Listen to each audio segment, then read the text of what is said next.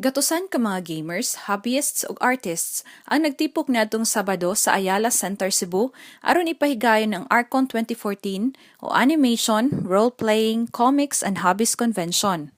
Yeah, so ArchCon is a hobby convention which is focused on different things such as anime, Western comics, manga, video games in particular, figurine collection, and all the more. We're actually expanding our hobbies as we go. This year we actually have different dance crews, and also we saw parkour and fight choreography. We even have cosplay competitions that are coming in, and it's becoming even more rampant as ever.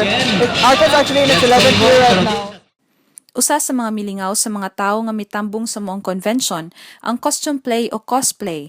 Din 24 ka mga batan-on ang mipasundayag sa ilang nagkalain-laing costumes nga gibase sa ilang paboritong karakter. Adunay characters gikan sa Japanese television series nga Dragon Balls, One Piece, Dota 2, Diablo 3 ug uban pa. I'm cosplaying Majin Buu because first, I like the character. That should be the first thing. You should love the character, you should know the character.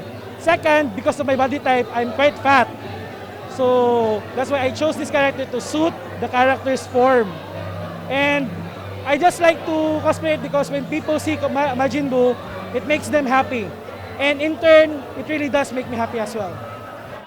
Ang ArchCon gisugdan niadtong 2004 ug kini nahimong tuigan nga selebrasyon dinhi sa Sugbo.